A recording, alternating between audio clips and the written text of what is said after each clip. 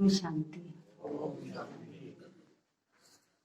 मैं आत्मा हूँ तो परम धाम की, है तो सभी परम धाम की, लेकिन मेरा ये स्थूल शरीर खरदोनी से है।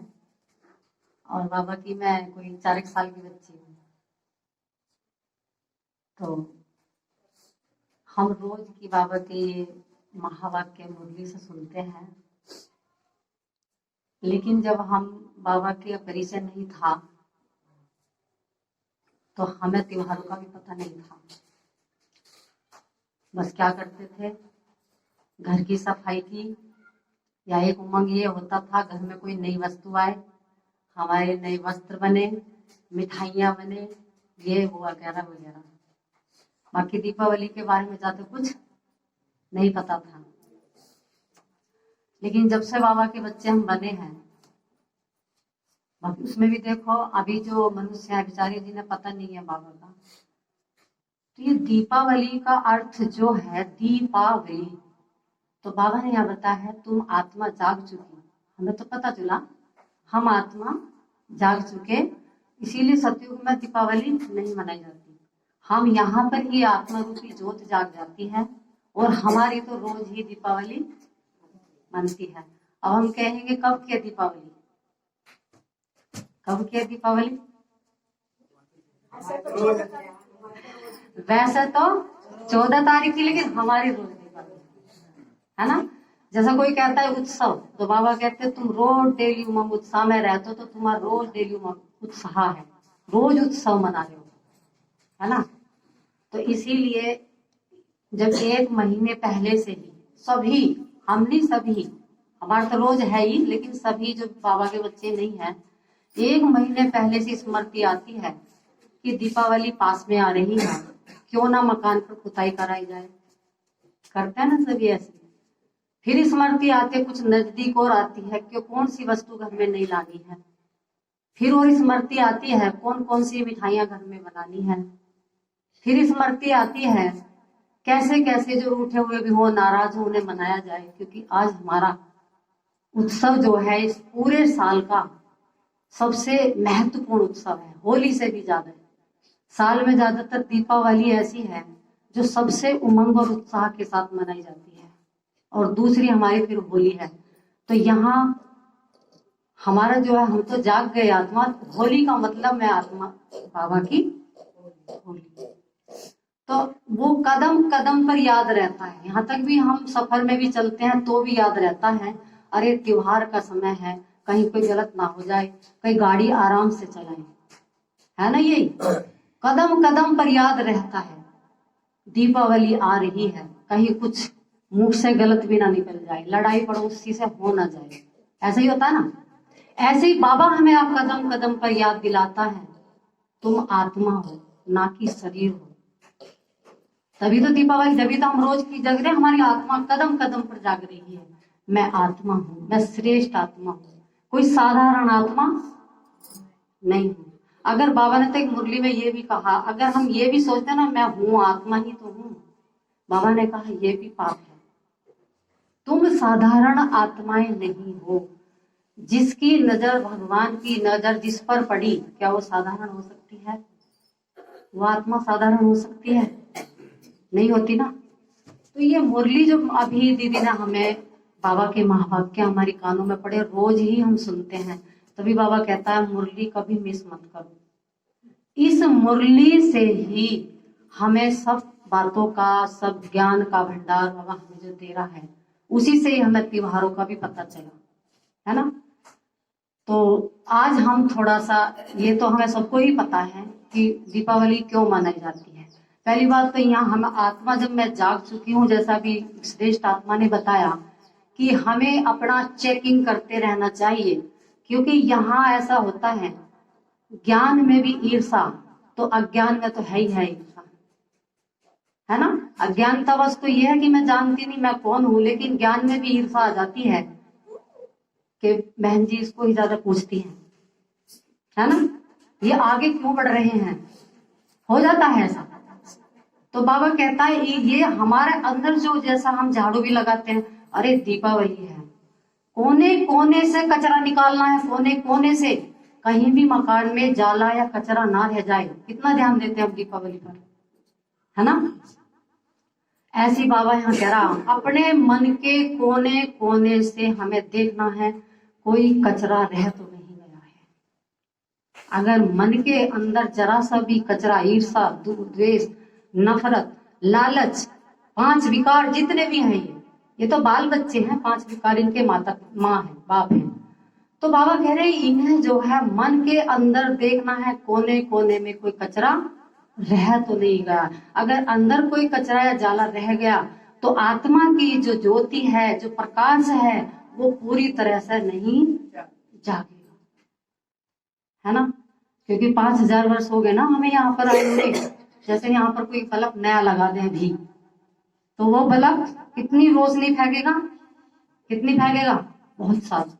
लेकिन जैसे ही उसका समय आगे बढ़ता जाएगा उस पर कुछ धूल भी जमेगी, उस पर मक्खियां भी थोड़ा सा गंदगी फैलाएंगी, तो वो क्या होता है, रोशनी बहुत कम होती जाती है।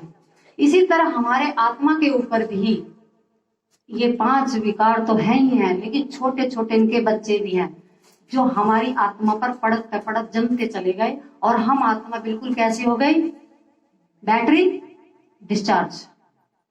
और उस बैटरी डिस्चार्ज होने पर ही हम क्या होता है, हम उदास, निराश, जरा जरा सी बात में उलझन हो जाती है और हम हार कर बैठ जाते हैं, है ना। तो आज थोड़ा सा हम सब, दीपावली को तो पता हो गया ना सबको, आज थोड़ा सा हम बाबा की मुरली के बारे में देखेंगे। अगर हम 7 दिन का कोर्स करके और मुरली ना पढ़ें तो जो बाबा के हमें ज्ञान रतन खजाने मिल रहे हैं, तो क्या वो हमें मिलेंगे।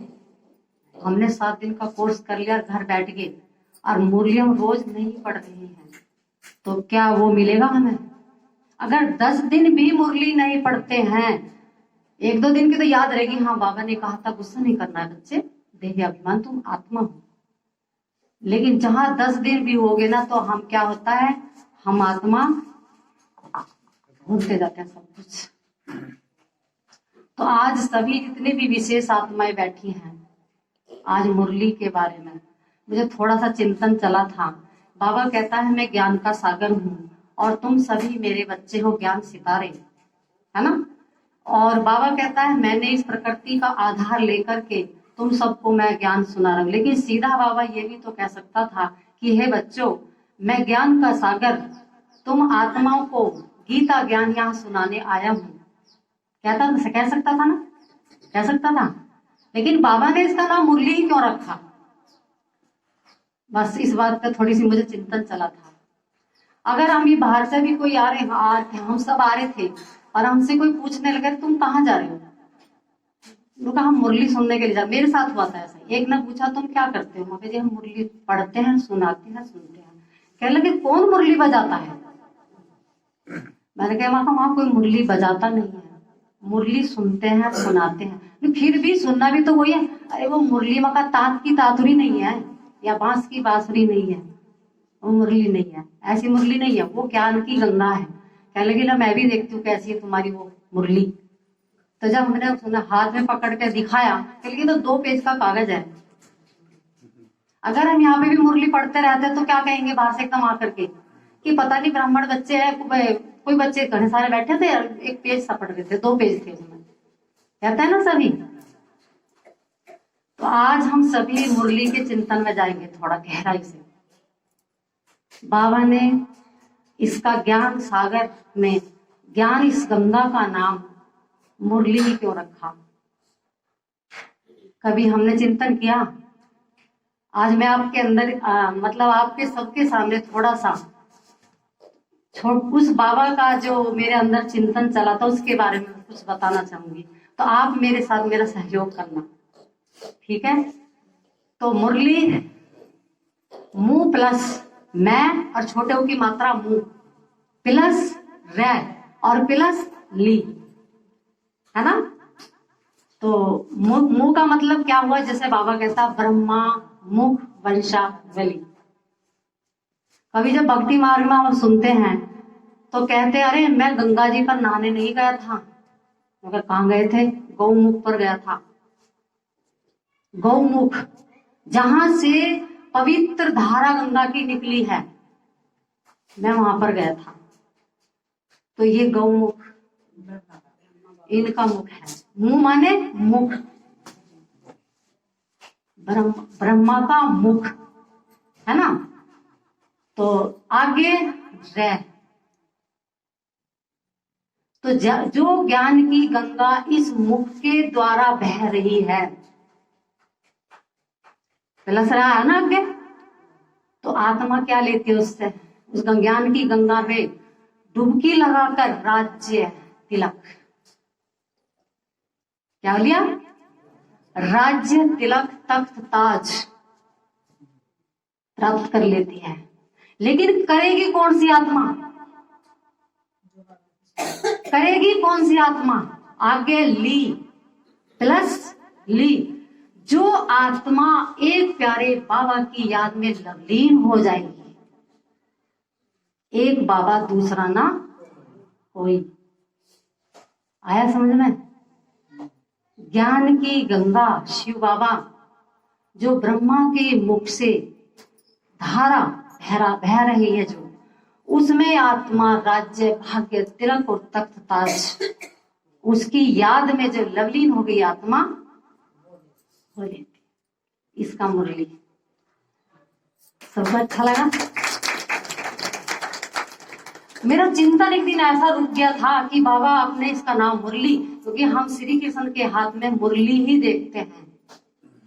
जहां भक्ति मार्मिक मंदिर में श्री कृष्ण और राधे बैठे थे, राधे कहती है, हे कन्हैया आप ये कहते हो राधे मैं तुमको बहुत प्रेम करता हूँ, तुम मेरे बिना नहीं और मैं तेरे बिना नहीं, लेकिन आप तो पता नहीं मुरली बजाते मेरी गोपियां आकर खड़ी हो जाती हैं आपके पास में, क्या मैं सच्चा प्रेम करती हूँ या वो सच्चा प्रेम करती हैं? तो लेकिन नहीं राधे, वो गोपियां भी मुझसे बहुत प्रेम करती है। क्या लगे नहीं मैं नहीं मान सकती। उन्होंने कहा अच्छा नहीं मानते, फिर कैसे मानोगे कि मैं एक लक्ष्मण रेखा खींचती हूँ, अगर वे गोपियां लक्ष्मण रेखा के अंदर आ जाती हैं तो शायद वो मेरे से ज्यादा प्रेम करती है आपको और शायद मैं कम, मैं मान जाऊंगी। उनका ठीक है खींच दो। जैसे उन्होंने खींचा तो एकदम मुरली बजानी शुरू करी श्री कृष्ण ने, और श्री कृष्ण ने जैसे मुरली बजाती है सूक्ष्म रूप में गोपिकाएं आकर के उसके अंदर आ जाती हैं। राधे का अहंकार टूट जाता है। वो अहंकार को तोड़ना चाहते थे, लेकिन फिर भी एक दिन फिर कहती हैं राधे कि हे कन्हैया तुम मुरली से बहुत प्रेम करते हो, मुझसे नहीं करते हो। उन्होंने कहा हाँ राधे ये मुरली मुझको बहुत प्यारी है। उन्होंने ठीक है मुझको इससे ईर्षा होती है। कह लो ठीक है तो तुम मुरली ले लो मेरी, अगर तुम्हें इससे ईर्षा है तो। फिर कन्हैया बैठ जाते हैं अपने स्वरूप में स्थित होकर, वो फिर मुस्कुराते हैं, फिर भी कहते हैं राधे हे कन्हैया तुम फिर भी मुस्कुरा रहे हो, मुरली तो मेरे पास है। लेकिन कन्हैया कहता है राधे तू मेरे को नहीं जान सकती। तो वो कौन है? आत्मा स्वरूप में जिस टाइम हम बैठ जाते हैं तो ये देह ठीक है, और राधे यहाँ राधे का व्यक्ति निकला कि क्या ये प्रकृति जो है, ये शरीर जो है 5 तत्व का, बाबा ने इसको 5 तत्व को राधे नाम दिया है। आदमी वहां पर सतयुग में कोई राधे है किसी कृष्ण का कोई ऐसा वो नहीं है। वहां तो क्या है, क्या है वहां पर? वहां तो योग बल से यानी आत्मिक प्रेम है सबका। ठीक है, तो मुरली तो बाबा को पता चला मुरली, लेकिन सबसे पहले मुरली में बाबा सबसे पहले क्या कहता है? मीठे बच्चे। तो मीठा क्या है? मीठा क्या है? मीठा जैसा गुड़ है, मिठाई है, रसगुल्ला है, गुड़ मीठा तो मिठाई है। लेकिन जैसे ये गुड़ मैंने अपने मुंह में डाला तो मेरा मुंह कैसा हुआ? मीठा। अगर नीम हुआ, नीम मैंने अपने मुंह में डाला तो कड़वा। तो इसीलिए बाबा हमारा क्या है? मीठा। तो उसने हमें सबसे पहले मीठा किसको खिलाया? नहीं, सबसे पहले ब्रह्मा बाबा को ये मीठा खिलाया। जब हम कोई नया कार्य करते हैं, कोई भी हम कोई अच्छा प्रोग्राम या मतलब कोई भी नींव रखते हैं, मकान की रखते हैं, कुछ भी रखते हैं, बच्चा पास हो गया तो भी अरे मीठा खाओ, ये मेरा बच्चा पास हो गया, इस मकान की नींव रखी गई है। लेकिन यहाँ कौन से मकान की नींव रखी शिव बाबा ने ब्रह्मा के द्वारा? नई सतयुगी दुनिया की नींव। और उसने सबसे पहले इस खुशी में ब्रह्मा बाबा को मीठा खिलाया। और ब्रह्मा बाबा ने हम सबको खिलाया। हो गए ना सभी मीठे। चाहे बेशक से हम जितने भी ब्राह्मण बच्चे हैं, बेशक से थोड़ी सी हमारे आपस में क्या होती है, थोड़ी खींचातानी हो जाती है, थोड़ा सा हम आपस में बुराई देख लेते हैं, क्योंकि जब देह भान में आ जाते हैं। लेकिन फिर भी आत्मिक स्वरूप में हम बंधे हुए हैं, आत्मिक प्रेम में हम बंधे हुए हैं। हम एक दूसरे को नहीं छोड़ सकते। अगर हमारी आपस में थोड़ी सी भी हो जाती है, चलो ना मुरली चल रही है, छोटा सा ईश्वरीय परिवार है ना, यही परिवार हमारा सतयुग में आपस में। लेकिन जानेंगे नहीं ये हम सरोज दीदी है, ये है, या ये है, ये है, कोई भी नहीं जानेगा। सिर्फ आत्मिक प्रेम में हम वहां होंगे सबके, यानी कि फूल की तरह खिले हुए होंगे। जैसे ये फूल है, क्या ये फूल खुशबू दे रहा है? कौन सा फूल खुशबू दे रहा? जैसा वो है। तो हम कौन से फूल हैं? चैतन्य फूल है ना। तो हमारी खुशबू कौन सी है? रूहानी खुशबू है, दैवी गुण है, हर्षित मुक्ता, मधुरता, पवित्रता, धैर्यता, ये खुशबू ही तो है। जब भी अभी बाबा ने कहा था ना अभी मुरली में कि सेवा करते रहो, किसी के हर्षित मुख से सेवा होती रहती है। अरे बहुत हर वक्त हर्षित मुख रहती है, चाहे दुख भी होगा ना तन में तो भी मुस्कुरा कर ही बोलती है। ये भी सेवा है, बताता है बाबा, है ना। तो मुरली में कहा, क्या कहा? मीठे बच्चे। और मुरली में आगे थोड़ा चिंतन करेंगे और इसकी गहराई में जाएंगे, बाबा ने क्या क्या कहा मुरली को। मुरली को क्या शुरुआत में बाबा ने ज्ञान गंगा, मुरली माना ज्ञान देना, जिसमें बाबा ने कहा ये ज्ञान गंगा है, ये ब्रह्मपुत्रा है, जिसको सबसे बड़ी नदी माना गया है ब्रह्मा बाबा को। और सब हैं छोटी छोटी नदियां, जैसे दादियां हैं, और हम क्या, हम उनके उसमें डुबकी लगा रहे हैं। हम भी हैं छोटे छोटे, है ना। तो बाबा ने कहा मुरली ज्ञान गंगा। दूसरा बाबा ने कहा, आगे चलेंगे, मुरली क्या है? सरोवर, सरोवर है ना। फिर बाबा ने कहा मुरली मक्खन है। जैसे भक्ति मार्ग में दिखाते हैं श्री कृष्ण क्या करते थे, 1,00,000 गाय थी नंद बाबा के घर में, लेकिन फिर भी कन्हैया का क्या काम था? वो पड़ोसी गोपियों के पास जाता था और उनकी मटकी फोड़ता था, और मटकी फोड़ करके खुद भी माखन खाता था और औरों को भी गोपियों को खिलाता था। ये क्या बात है कि जब 9,00,000 गाय थी उसके घर में, उसको कोई कमी थी माखन की?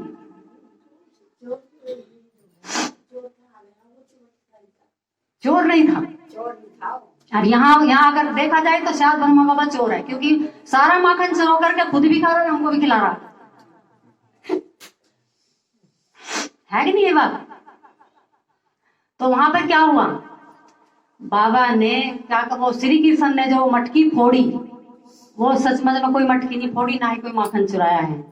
और नंद बाबा कोई देहदारी नहीं है। नंद बाबा यानी आनंद का सागर बाबा शिव बाबा, उसका पिता, आत्मा का पिता। और मटकी कौन सी फोड़ी? माखन कौन सा? ये विश्व का माखन कहते हैं ना बाबा, कि आपस में 2 बिल्ले लड़े और विश्व का माखन किसने खाया? हम बच्चों ने। तो बाबा क्या कह रहे हैं यहाँ कि श्री कृष्ण ने नहीं, वो मैंने तुम्हें विश्व का माखन खिलाया है और देह रूपी मटकी मैंने तुम्हारी फोड़ दी है यही बात है ना। तो फिर बाबा ने कहा ये मुरली अमृत है। कौन सा अमृत? कौन सा अमृत है? मुरली अमृत, जिसको हमने भक्ति मार्ग में देखा था, असुर और देवताओं की आपस में लड़ाई हो रही थी स्वर्ग के ऊपर। और जैसे ही लड़ाई हो रही थी तो विष्णु ने कहा ये तो बहुत बुरा हो जाएगा, क्यों ना मुझी को कुछ करना पड़े। तो विष्णु आए, उन्हें कहा असुर तो असुर ही होते हैं, कहा कि अरे तुम ऐसा करो, मैं तुम भी देवता बन जाओगे, लेकिन तुम्हें सागर मंथन करना है। आपस में देवताओं को और असुरों को सागर मंथन करना है, और जो भी उससे अमृत निकलेगा तुमको सबको पिलाया जाएगा। तो वे असुर क्या होते, मोटी बुद्धि तो होती है, वो मान गए और वो क्या करा, सागर मंथन, और उसमें से कुछ ज्ञान रत्न निकले और बाद में अमृत भी निकला, अमृत का गड़ा। लेकिन जैसे ही फिर तो अमृत का गड़ा निकलता है तो आपस में वे फिर लड़ते हैं। और विष्णु ने सोचा मेरे को ही कुछ करना पड़ेगा। उसने मोहिनी का रूप धारण किया विष्णु ने, और कहा कि मैं इस अमृत को पान कराऊंगी सबको पठा करके। और एक लाइन फिर असुरों की लगा दी और एक लाइन देवताओं की लगा दी। लेकिन जैसे ही मोहिनी बहुत सुंदर स्वरूप धारण करके आई, घड़े को हाथ में लेकर के, पहले देवताओं की लाइन शुरू की। यहाँ बहुत ध्यान देने वाली बात है ये। तो जैसे ही वो पिलाती जा रही थी और असुर बड़े खुश हो रहे थे कि ये अमृत तो हमारे पास भी पहुंचने वाला है, उनका मनन चिंतन चल रहा था, जैसे ही अमृत पिएंगे हम फिर देवताओं के छोड़ेंगे नहीं। तो वो क्या चल रहा था, विचार सागर मंथन उल्टा, ठीक है ना।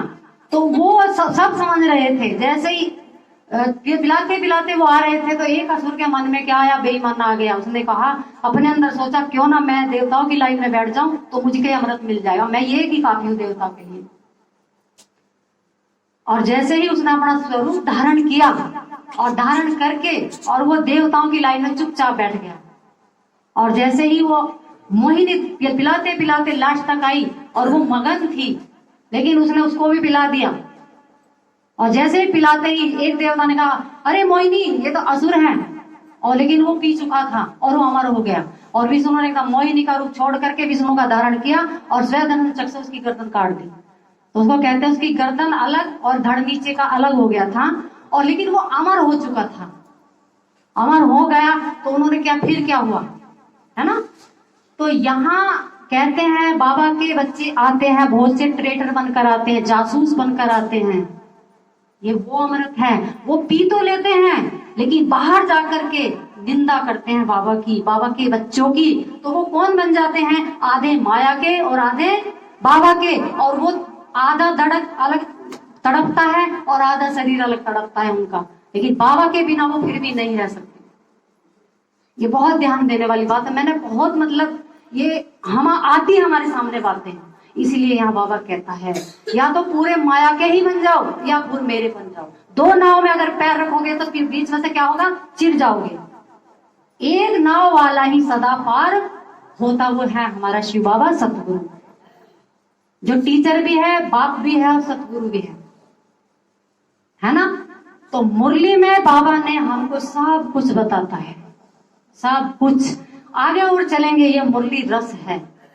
जो मुरली सुनती बार और मुरली पढ़ती बार जितना रस ले सकती है आत्मा, बिना रस के उसको वो आनंद नहीं आएगा। जिसे अच्छे अच्छे साधु संत उस आनंद को प्राप्त करने के लिए उन्होंने अपने घर बार त्याग दिए, उन्होंने परिवार त्याग दिया। लेकिन यहाँ परमात्मा बाबा कहता है तुम्हें यहाँ घर प्यार भी मैं त्यागने के लिए नहीं बोलता, अपने घर गृहस्थ में रह करके उस आनंद को प्राप्त करो जिसे कब से ढूंढते घूम रहे हैं। ये वो रस है। हम क्या करते हैं, बस मुरली मोटी मोटी पढ़ी, अरे ज्यादा टाइम हो रहा ना, ऊपर की पढ़ लो नीचे की पढ़ लो, छुट्टी नहीं।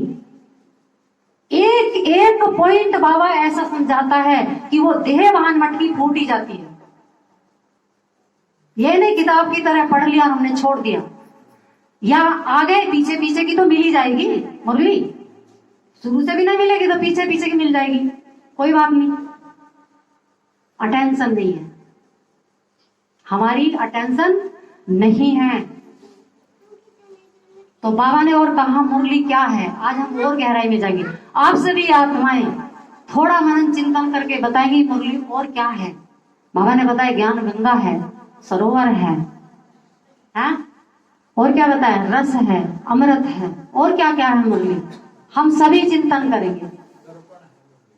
मुरली दर्पण है, उसमें आईना है वर्तमान का, भविष्य अपने उसमें दर्पण में देख लो कि मैं, मेरा आगे क्या, कौन सा पद ऐसा है मेरा जो मैं प्राप्त कर सकता हूं या कर सकती हूँ।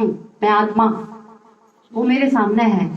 दूसरों को चेकिंग या करवाने की भी जरूरत नहीं है, या स्वयं ही चेकिंग। एक यही स्कूल ऐसा है जो हम स्वयं ही अपनी चेकिंग करते हैं, दूसरा नहीं कर सकता, या ना ही हमें करानी है। और हमें दूसरों की भी चेकिंग नहीं करनी है, स्वयं अपनी ही करनी है। यही एक स्कूल ऐसा है, यही एक परमात्मा ऐसा है जो हमें पढ़ाता है। बच्चे अपने पे ही टेंशन देंगे। अगर हम दूसरे को देखेंगे तो उसकी कमी निकाल कर अपने अंदर रखेंगे तो क्या होगा? जैसे ये मकान है ना, बंद मकान, इस बंद मकान में अगर कोई चीज गंदी रख देते हैं तो घुसते बदबू आएगी या खुशबू आएगी? बदबू आएगी। ऐसे ही मेरा ये शरीर जो है ये भी बंद मकान है, और इस यहाँ मैं आत्मा जो बैठी हुई हूँ, मैं इसमें सुंदर स्वरूप, सत्य क्या है, सुंदर क्या है, इस शरीर में जो है वो सत्य शिव आत्मा ही है।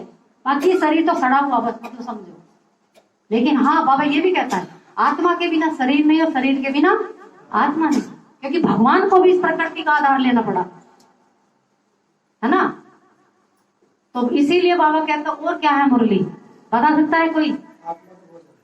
हाँ, मुरली आत्मा का भोजन है, मुरली आत्मा की खुराक है, और मुरली रस बताया बाबा ने, है ना। और क्या है मुरली?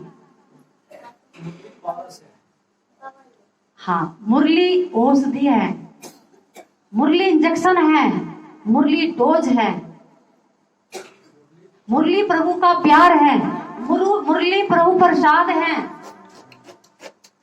मुरली इंजेक्शन है। कोई अगर दुखी की कोई बात कह देता, याद आ जाए मैं उस परमात्मा का बच्चा, आत्मा, वो भी श्रेष्ठ आत्मा, तो एकदम ऐसा समझो जैसे इंजेक्शन लगा दिया हो, आत्मा को शक्ति मिल जाती है, स्वस्थ हो गया।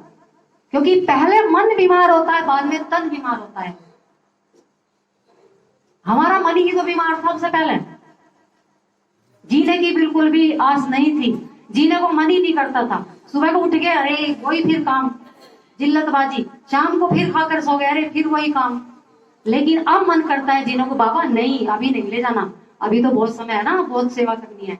तो जीने की कला आ गई, है ना। और क्या है मुरली? मुरली पारस, मुरली रस, मुरली क्या है? औषधि, और मुरली सुख, मुरली शांति, मुरली आनंद, मुरली प्रेम, मुरली साज, मुरली ताल, मुरली सुर, मुरली वीणा। ये मुरली है, ये मुरली ही है जो आज जो आत्माओं का 2500 वर्ष तक गायन होता है, ये वही मुरली है। और कोई शरीरों का गायन नहीं है कहीं भी। पहले मैं भक्ति मार्ग में मैं सोचती थी अरे लहंगे चुन्नी वाली मुरली है, गोपिकाएं हैं। लेकिन बाद में जिस दिन पता चला उस दिन फौरन आँख खुल गई, तीसरा नेत्र खुल गया। अरे श्री कृष्ण भगवान नहीं, लहंगे चुन्नी वाली गोपिकाएं नहीं, तो फिर भी है क्या? समझ में नहीं आ रहा है क्या। ऐसी कौन सी ऐसी शक्ति है जो पूरी विश्व को, पूरी सृष्टि को चला रही है।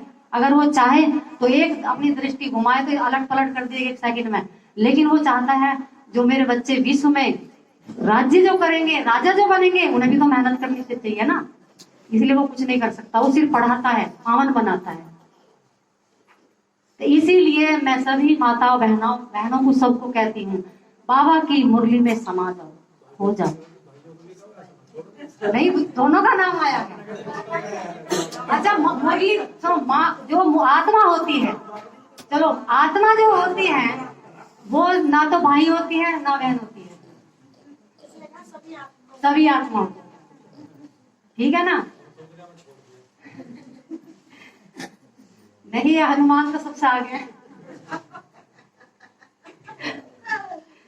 तो इसीलिए बाबा इसीलिए कहता है कि बच्चे ये मुरली में ही सब कुछ है। इसीलिए मैं अपनी वाणी को विराम दूंगी।